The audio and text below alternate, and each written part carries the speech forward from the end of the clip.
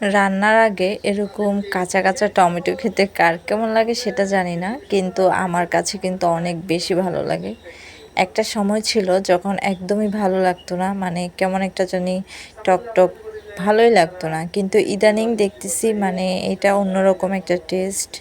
তাই আমি যতবার রান্না করতে বসি দুই এক পিস এভাবেই খেয়ে ফেলি, ভালোই লাগে। আর সাথে যদি একটু লবণ বা একটু কাঁচামরিচ দিয়ে মানে এক্সট্রাভাবে মাখা হয় তাহলে তো আর কোনো কথাই নেই। তো দেখতেই পাচ্ছ আমি রান্না করতে বসলাম। আমার ভাত প্রায় অনেকটাই হয়ে আসছে। আমি প্রথমে ভাতটা রান্না করে নিব, তারপর যেহেতু কালকের কিছু মাংস অন্য তরকারি ছিল, তো তেমন দুপুরে তেমন কিছু রান্না করব না, তবে অল্প করে শুটকি মরিচ খোলা দিব। তো ভাতটা হয়ে গিয়েছে, এখন আমি মারটা গালিয়ে নিব। যেহেতু ব্যাচেলার বাসা, কিছুই করার নেই, এখানে অর্ধেক জিনিস আছে অর্ধেক নাই, কিছু নাই বললেই চলে, তেমন কিছুই নাই। তো দেখো কিভাবে আমি ভাতের মারটা গালতেছি, মানে অদ্ভুত না? সত্যি বলতে আমরা গ্রামের মেয়েরা মোটামুটি সব কিছুই পারি, মানে অভিজ্ঞতা আছে আর কি, যতটুকু আছে চলা যায়, আলহামদুলিল্লাহ চলার মতো।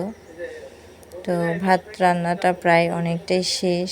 মারটা একটু ভালো করে ছাড়িয়ে নিব, না হয় ভাত যদি ঝরঝরা না হয় আমার কাছে কেন জানি খেতে ভালো লাগে না।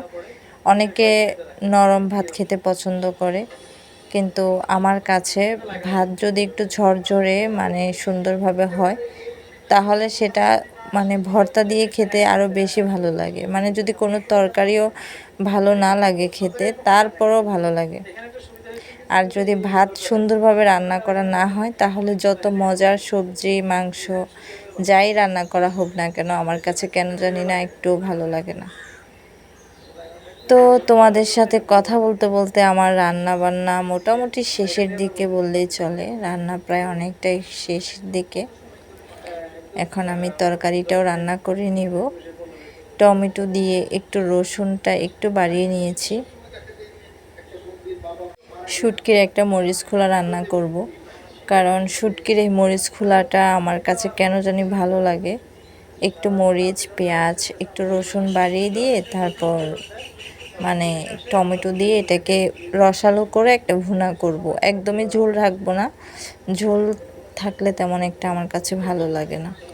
আর এই রান্নাটা কিন্তু খুবই শর্টকাট, অল্প সময়েও হয়ে যায়। ব্যাস এবার রান্নাটা করে নিব। সত্যি বলতে রান্না বান্না করতে ভালোই লাগে, খারাপ না।